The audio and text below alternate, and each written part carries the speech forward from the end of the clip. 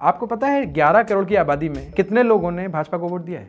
1 करोड़ 70 लाख लोगों ने वोट दिया है। तो 11 करोड़ लोगों का भविष्य 1 करोड़ 70 लाख लोगों के प्रेफरेंस से डिसाइड हो रहा है। 2024 में लोकसभा विधानसभा महाराष्ट्र में एक ही साल में हुए थे। आर्ग्यूमेंट ये था कि भाई विधानसभा भी प्रभावित हो जाएगा लोकसभा के रिजल्ट से। कहाँ प्रभावित हो रहा है? बिल्कुल भी नहीं हुआ। पॉलिटिकल पार्टीज तो इलेक्शन से पहले भी पैसा देते हैं। आपने इलेक्शन से पहले पैसा दिया या इलेक्शन के बाद सब्सिडी दी, डिफरेंस क्या है?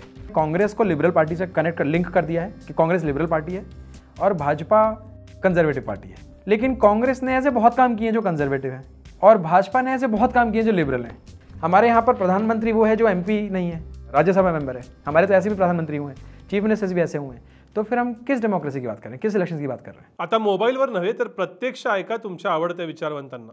सादर करत आहोत थिंक बँकचा पहिला लाईव्ह कार्यक्रम थिंक फेस्ट। या फेस्टमध्ये इन्व्हेस्टमेंट आणि फ्रॉड या विषयावर बोलतील विद्याधर अनासकर, करिअर आणि शिक्षण या विषयावर बोलतील डॉक्टर श्रीराम गीत, लग्न आणि रिलेशनशिप या विषयावर बोलतील डॉक्टर गौरी कानिटकर आणि त्यानंतर प्रसिद्ध अभिनेते गिरीश कुलकर्णी यांच्याशी खास गप्पा। हा कार्यक्रम होणार आहे 31 जानेवारी रोजी संध्याकाळी 6 वाजता पुण्यातील बोगनवेल फार्म्स येथे। आपलं तिकीट कन्फर्म करण्यासाठी डिस्क्रिप्शन मधील लिंकवर क्लिक करा।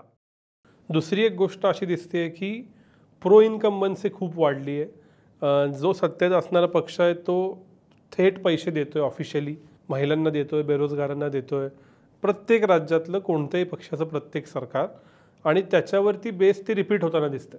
झारखंडमध्ये झारखंड मुक्ती मोर्चा झालं, आत्ता दिल्लीमध्ये अरविंद केजरीवाल सगळ्या घोषणा करतायत, महाराष्ट्रामध्ये लोकसभेला असं झालं की अरे महायुती जाणार, मग लाडकी बहीण आलं, एक प्रकारे डायरेक्ट मनी ट्रान्सफर, आणि महायुती एवढ्या मोठ्या मॅन्डेटने निवडून आली।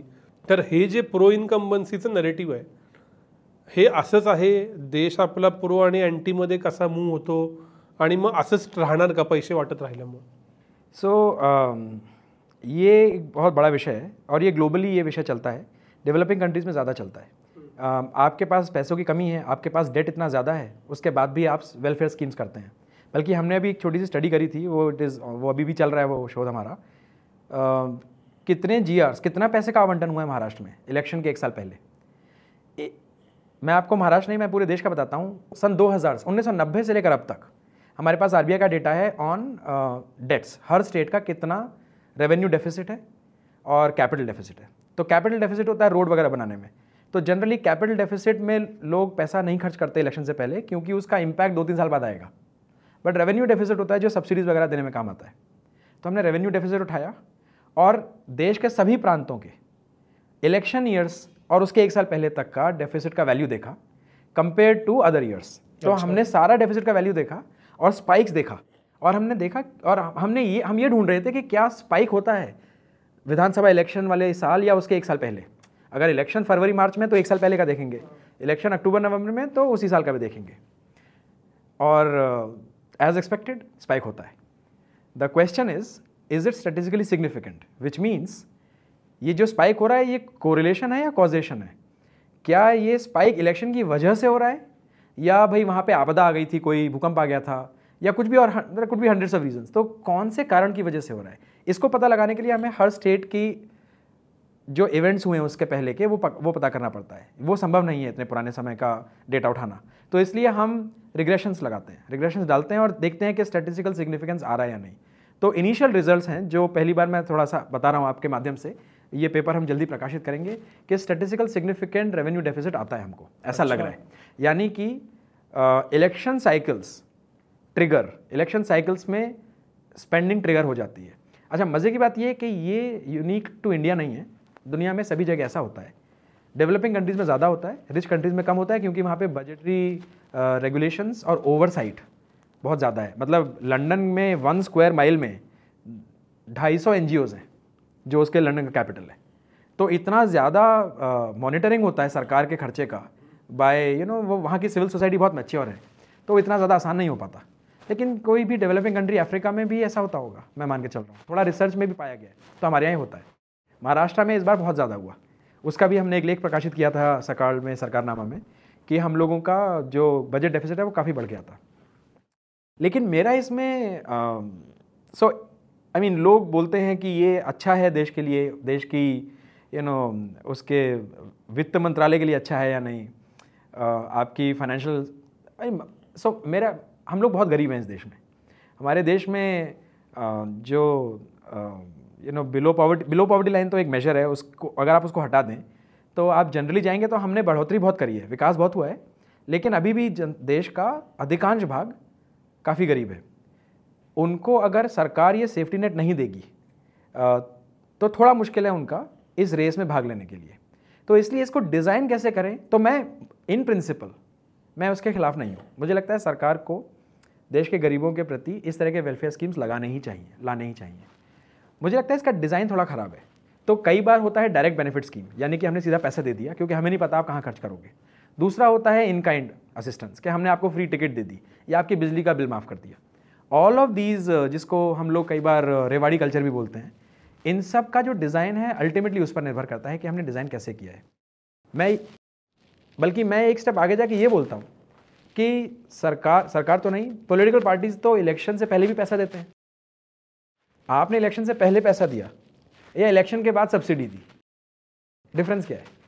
तो मान लीजिए मैं इलेक्शन से पहले सभी महिलाओं को 1000-2000 रुपये दे रहा हूँ, वो तो इलीगल हो जाएगा। इलेक्शन के बाद मैंने सभी महिलाओं के लिए सब्सिडीज दे दी तो वो लीगल है। अल्टीमेटली दोनों का इम्पैक्ट एक ही है कि मुझे वोट दें महिलाएं। सेकंड केस में आप ये बोल सकते हैं कि मैं उनका भला भी चाह रहा हूँ, बट ये तो आप फर्स्ट केस में भी बोल सकते हैं ना, मैं भला चाह रहा हूँ इसलिए उनको पैसे दे रहा हूँ, और मैं भला चाह रहा हूँ इसलिए वो मुझे वोट देंगे। बल्कि मुझे तो लगता है फर्स्ट केस ज़्यादा अच्छा है, क्योंकि वो जो पैसा गया महिलाओं को इलेक्शन से पहले, वो तो सिर्फ अमीर लोगों का पैसा गया। इलेक्शन के बाद जो पैसा दिया वो तो आम टैक्स पेयर्स का पैसा भी चला गया। बट दिस इज अनदर, मतलब ये एक दार्शनिक वाली बात है, हम किसी और समय बात कर सकते हैं। सो बाय एंड लार्ज मुझे लगता है इसका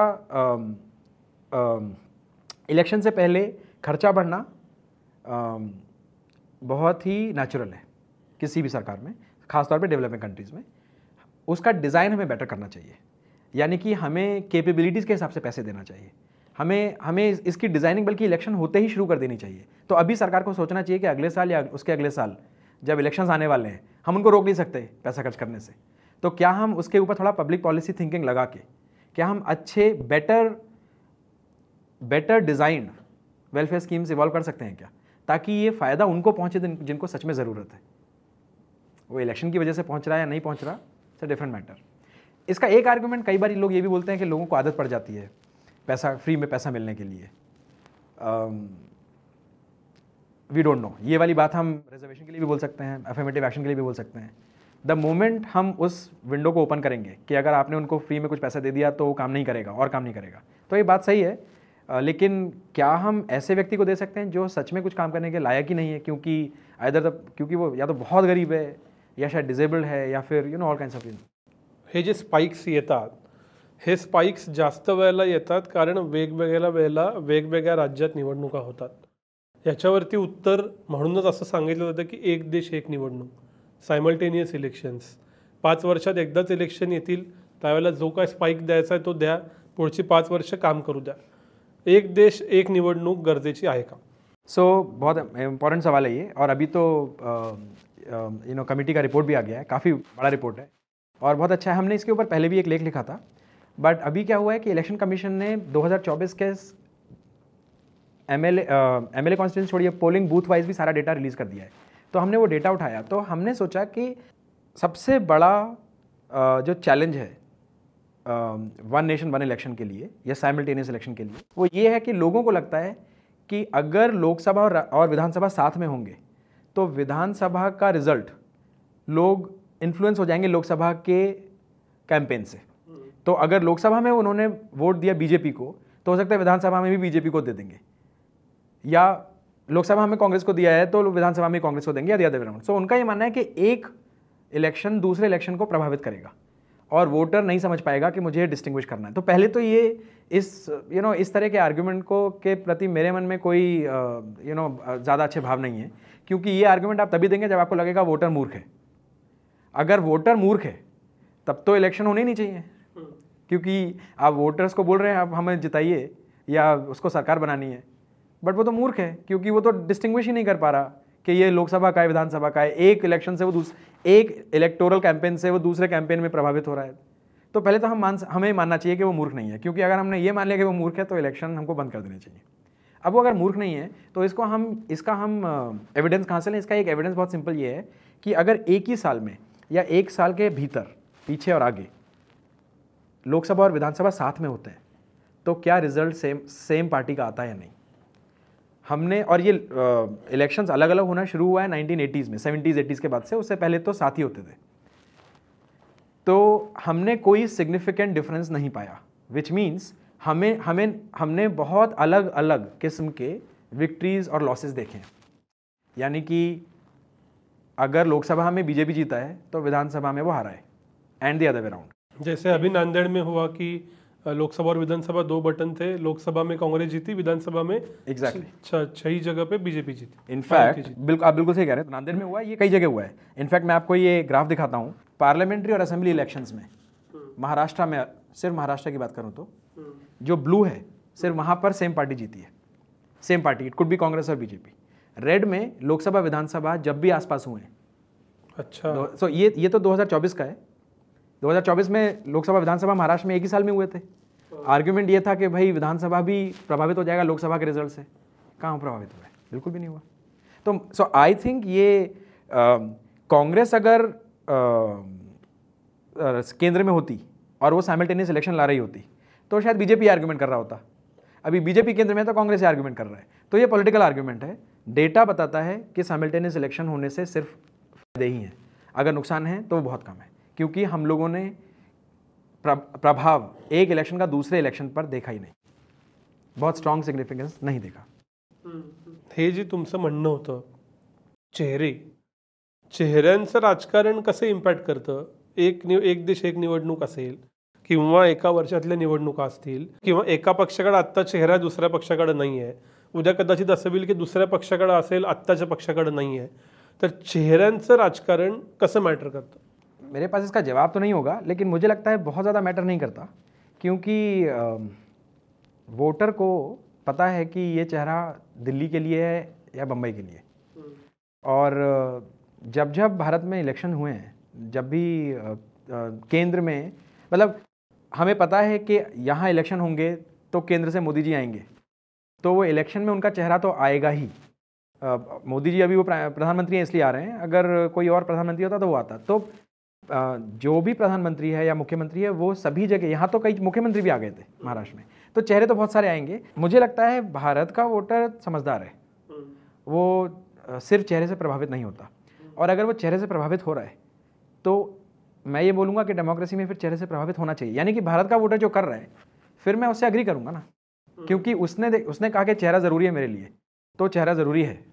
उसने कहा कि पार्टी ज़रूरी है तो पार्टी ज़रूरी है। यूएस में आप अमेरिकन इलेक्शंस को देखें, वो भी अभी हाल में संपन्न हुए।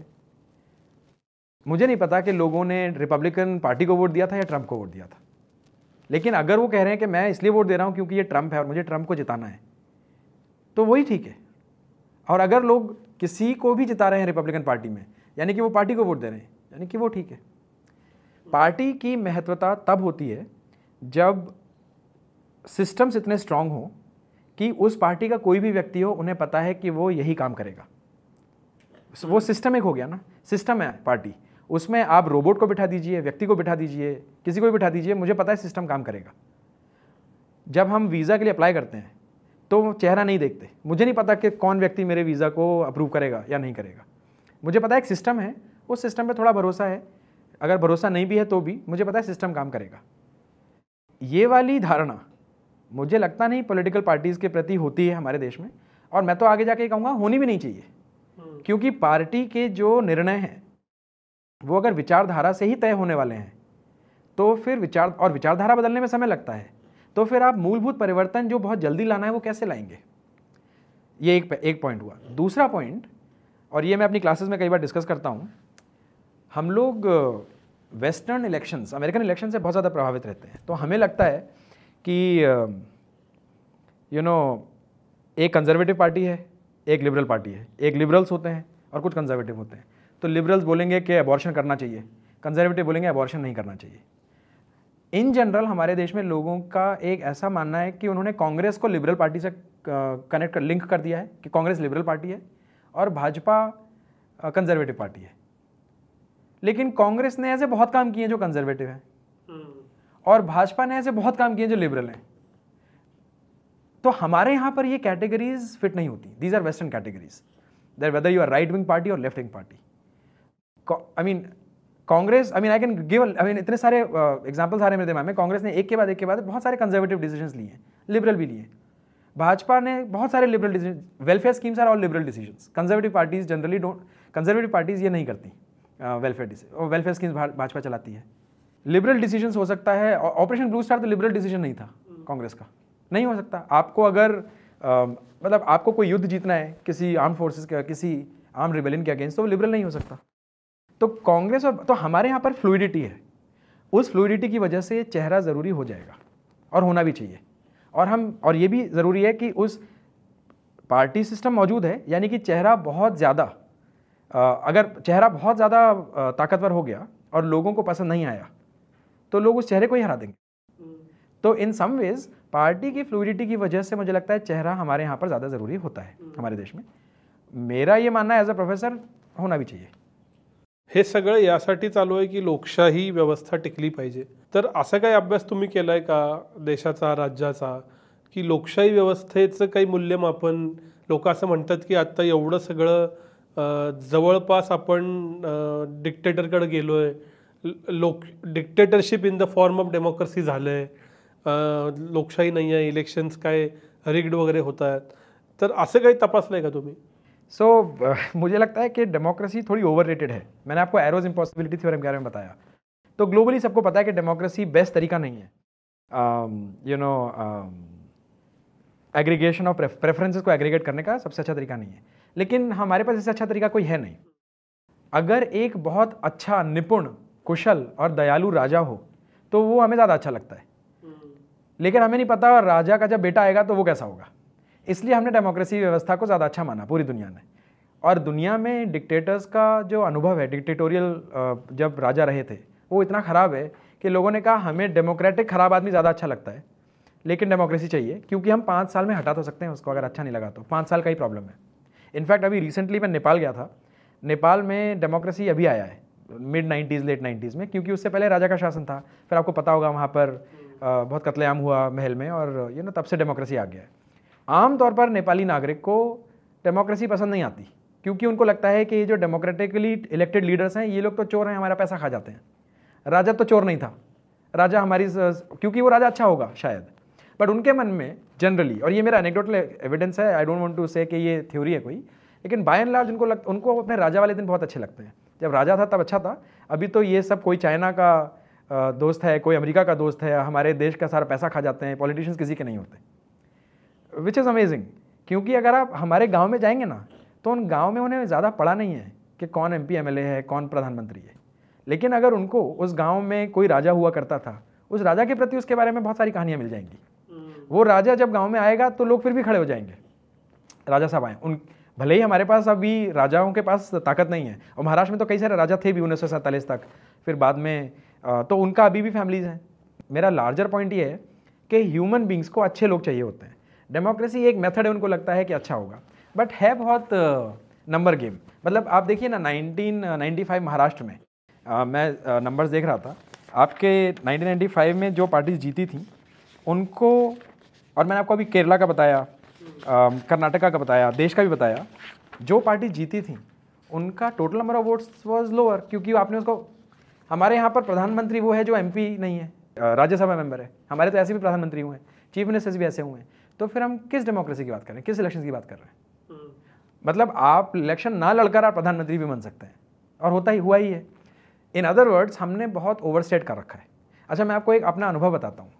इलेक्शन के 1-1.5 महीने बाद मैं बिहार गया था किसी काम से, तो वहाँ पर एक यूनिवर्सिटी में एक लेक्चर दिया था, बड़ा हॉल था, कई सारे बच्चे बैठे थे, 400-500 युवा बैठे थे जिन्होंने अभी भी वोट दिया था। और बिहार इसलिए ज़्यादा मज़ा आया मुझे बिहार जाकर, क्योंकि आपको पता है नीतीश कुमार सडनली इंपॉर्टेंट हो गए थे लोकसभा इलेक्शन के बाद। तो वहाँ पर मैंने उस पूरी भीड़ से पूछा, अगर अभी इलेक्शन होता है, मान लीजिए दोबारा, मान लीजिए लोकसभा भंग हो जाए किसी कारण से और इलेक्शन कमीशन दूसरा इलेक्शन अभी अनाउंस कर दे, तो क्या आपको लगता है बिहार की जनता वैसे ही वोट करेगी जैसे 2 महीने पहले वोट किया था? ये सवाल मैं आपसे भी पूछ सकता हूँ। महाराष्ट्र में यदि मान लीजिए दोबारा इलेक्शन अभी हो जाए, तो क्या महाराष्ट्र के लोग वैसे ही वोट करेंगे जैसे अभी उन्होंने 2 महीने पहले किया? मुझे नहीं लगता। एग्जैक्टली यही जवाब बिहार के लोगों का था। बिहार के लोगों ने भी कहा कि हम लोग अभी वोट तो हम नीतीश कुमार को इतने वोट शायद नहीं दें, कुछ तो उन्होंने बोला कि सेम नहीं आएगा, सिमिलर भी नहीं आएगा। अभी मुझे बताइए 2 महीने में ना तो कोई विकास का काम हुआ है ना डेवलपमेंट हुआ है।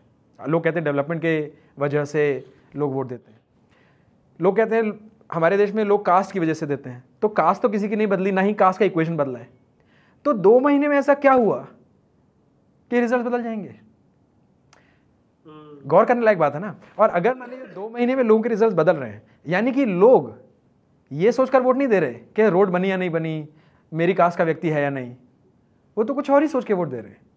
वो क्या सोच के वोट दे रहे हैं ये चर्चा हम फिर कभी करेंगे, but it is an important food for thought कि हम लोगों ने इलेक्शंस को जितना सेंट्रल कर दिया है, आप सोचिए कितना पैसा खर्च होता है, कितना एक इमोशनल एक भावनाओं में बह जाता है पूरा देश, इतना समय नष्ट होता है उन लोगों का जो एडमिनिस्ट्रेशन कर रहे हैं। सरकार में कुछ काम ही नहीं होता। और आचार संहिता के बारे में तो मैं आपको बता नहीं सकता कितना बुरा। मैं पब्लिक पॉलिसी का अध्यापक हूँ, I work with the government.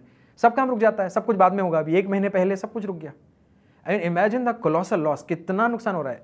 मैं ये नहीं बोल रहा कि इलेक्शन नहीं होने चाहिए, मैं ये भी नहीं बोल रहा डेमोक्रेसी अच्छी नहीं है, लेकिन बोल रहा हूँ मैं ये कहना चाह रहा हूँ कि हम जो इस समाज के भविष्य की चिंता करते हैं, हमें उन एजम्पशंस को भी क्वेश्चन करना चाहिए जो हमें गिवन मिलते हैं। हमें लगता है कि ये तो है ही।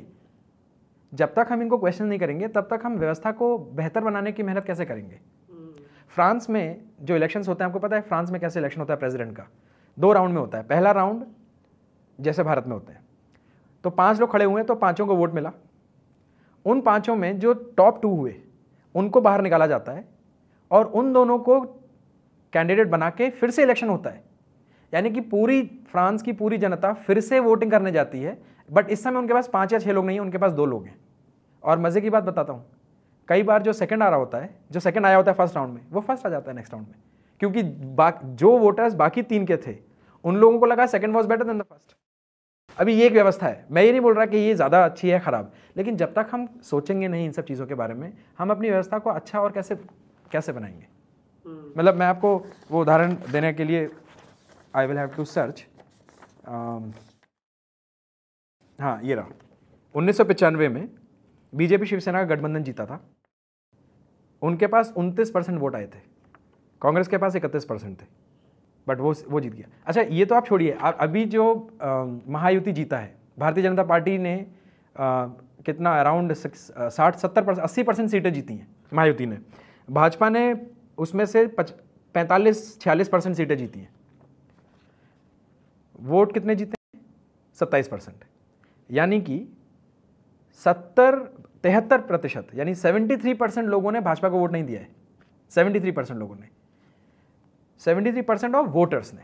Number of voters is only 18+। तो महाराष्ट्र 11 करोड़ के आसपास की आबादी है। उसमें अगर आप 18 साल से कम के व्यक्तियों को हटा देंगे तो पॉपुलेशन और कम हो गया। उसमें भी वोट देने का है 65%, तो पॉपुलेशन और कम हो गया। आपको पता है 11 करोड़ की आबादी में कितने करोड़ लाख हज़ार कितने लोगों ने भाजपा को वोट दिया है? 1.5-2 करोड़। करेक्ट। तो 1,70,00,000 लोगों ने वोट दिया है। तो 11 करोड़ लोगों का भविष्य 1,70,00,000 लोगों के प्रेफरेंस से डिसाइड हो रहा है। जब ये नंबर बाहर आता है तो इस नंबर को कंपेयर करिए 50% सीटें जीत गए वो लोग। तो परसेंट में तो बहुत अच्छा है ऑब्वियसली, लेकिन 1.25 करोड़ लोग 11 करोड़ लोगों का भाग्य निर्धारित करते हैं। और इसमें भी अगर मैं मार्जिन उठा लूँ कि कितने मार्जिन से जीते, तो कुछ लाख लोगों के इधर और उधर होने से 11 करोड़ लोगों का भविष्य। 11 करोड़ मतलब आप समझ रहे हैं, जर्मनी 8 करोड़ का है। हमारा प्रदेश जर्मनी का 1.5 गुना है। इन अदर वर्ड्स, मेरा आग्रह ये है आपके माध्यम से दर्शकों तक ये बताने का, हमें सोचना पड़ेगा कि क्या कोई और अच्छी व्यवस्था अपने एडमिनिस्ट्रेशन को अच्छा करने के लिए या उनको चुनने के लिए अपनी लोकशाही की कोई और अच्छी व्यवस्था की जा सकती है क्या? और हो सकती है तो क्यों ना उस पर सोचना शुरू करें। जब भारत आज़ाद हुआ था तब हमारी जनसंख्या में 10% लोग थे जो लिटरेट थे, जिनको पढ़ना लिखना आता था। इसलिए प्रोपोर्शनल रिप्रेजेंटेशन लगाने का मतलब नहीं था। लेकिन क्या अभी ऐसा समय आया है जिसमें हम ये सोच सकेंगे क्या एक बेटर मेथड जिससे एग्रीगेशन ऑफ प्रेफरेंस अच्छा हो पाए? सोचना चाहिए। हमने उसके बारे में थोड़ा जिक्र किया पुस्तक में, बट उसके लिए प्रॉब्लम ये है कि कॉन्स्टिट्यूशनल अमेंडमेंट चाहिए, और ये बेसिक स्ट्रक्चर है तो पता नहीं होगा या नहीं। लेकिन हम नहीं सोचेंगे तो और कौन सोचेगा? भारत के लोगों को ही सोचना पड़ेगा। मी म्हणालेलो पेनल्टीमेट प्रश्न, पण अजून 2 प्रश्न आहेत. फर्स्ट पास द पोलमुळं कॉन्स्टिट्युएन्सी मॅटर करते. जसं तुम्ही उदाहरण दिलं की 51-49, 51-49, 100-0. पुढच्या 5 वर्षामध्ये सर्वाधिक मोठी गोष्ट काय होणार असेल तर ती डिलिमिटेशन. डिलिमिटेशन होने जा रहा है देश में भी, महाराष्ट्र में भी. क्या इम्पैक्ट रहेगा उसका, क्या इम्पैक्ट असेल तर? नेशनल लेवल पे तो इम्पैक्ट मैं बता सकता हूँ. मुझे ऐसा लगता है कि जो ज़्यादा आबादी के, ज़्यादा बड़ी जनसंख्या के कॉन्स्टिट्यूएंसीज़ हैं, उन राज्यों को फ़ायदा होने वाला है, क्योंकि वो राज्य ज़्यादा MLAs और MPs भेजेंगे. MLAs प्रदेश में और MPs लोकसभा में. तो कहने का मतलब गाज़ियाबाद या यूपी उठा लीजिए, यूपी और बिहार में MPs की संख्या बढ़ जाएगी अपने खासदार की. केरला में, तमिलनाडु में, कर्नाटक में, हो सकता है महाराष्ट्र में MPs की संख्या घट जाए. संख्या नहीं घटेगी, रिलेटिव टू यूपी घट जाए. यानी कि दिल्ली में कौन जाएगा ये यूपी ज़्यादा निर्धारित करेगा.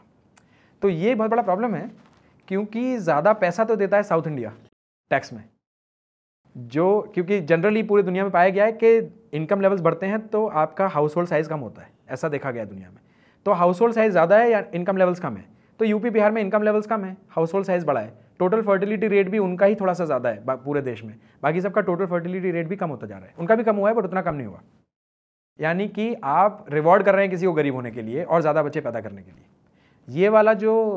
ये जो नॉइज़ है, ये डिस्कोर्स बढ़ने वाला है, और आज नहीं तो कल सरकार को इस पे बहुत ध्यान देना पड़ेगा, क्योंकि ये इंटरनल रोष और गुस्सा पैदा करेगा लोगों में.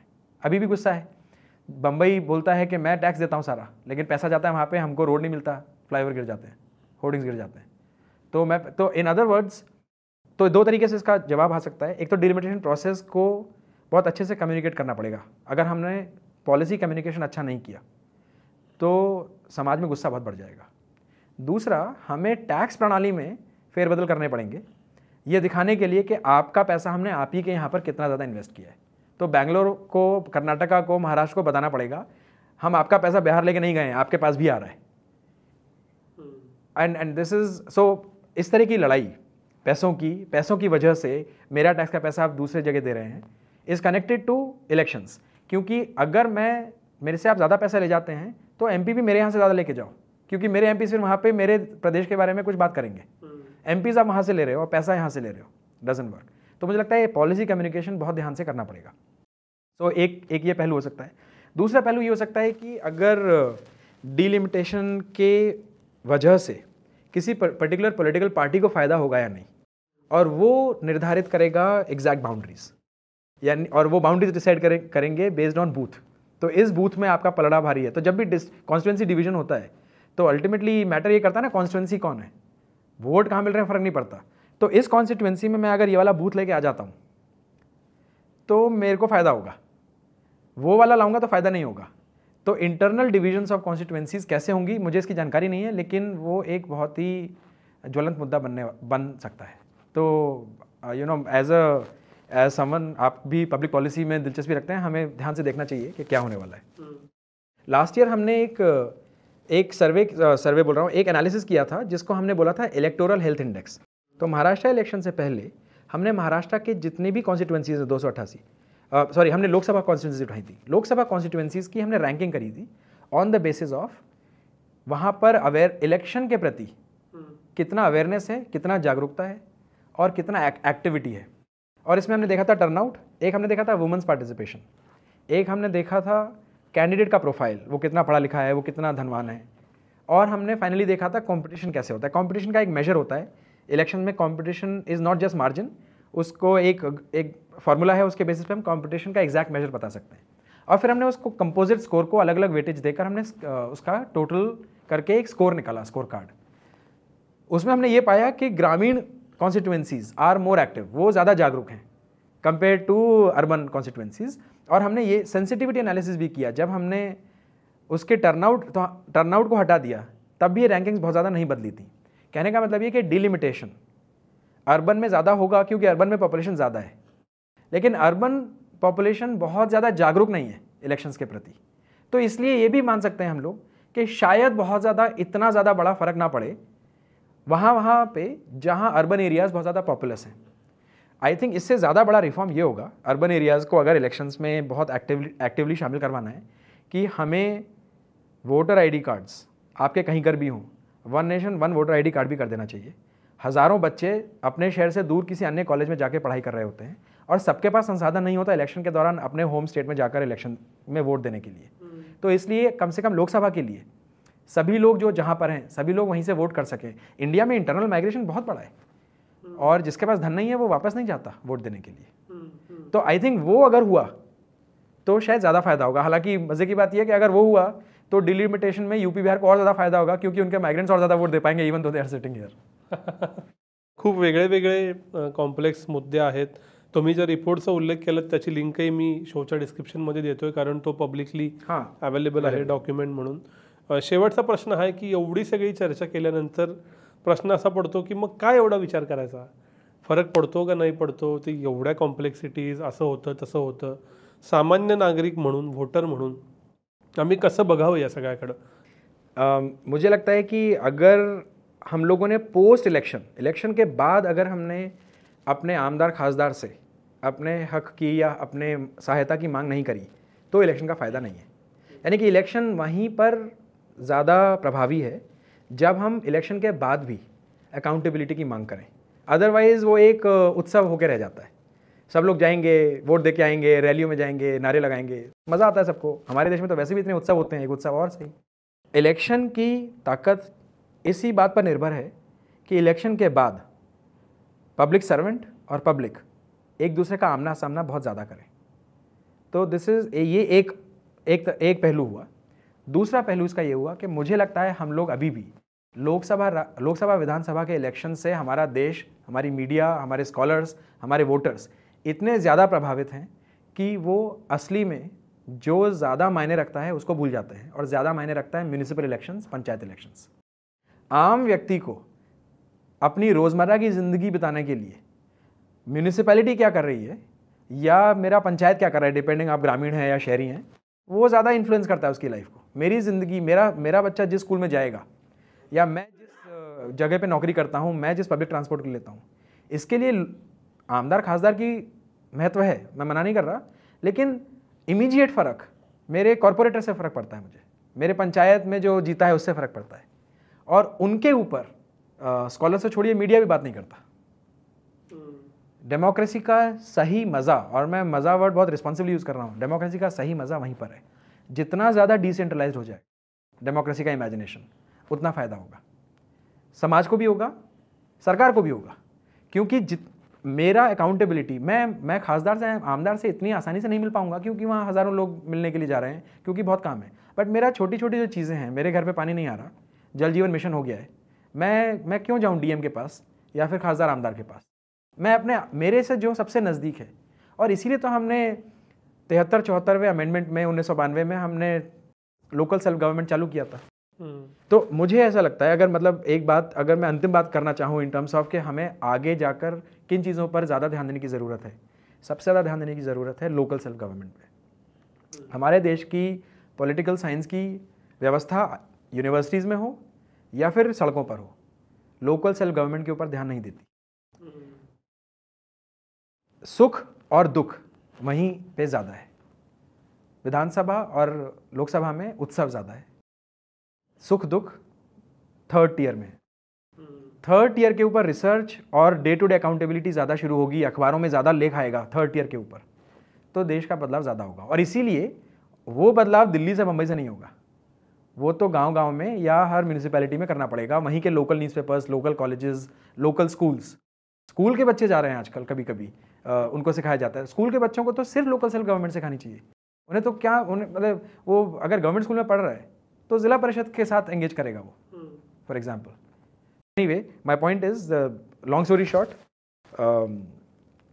आम आदमी को इसलिए फ़र्क पड़ना चाहिए क्योंकि डेमोक्रेसी लोकल सेल्फ गवर्नमेंट में बहुत इम्पॅक्ट करती है उनकी लाईफ। युगांक सर, तुमचे खूप खूप आभार.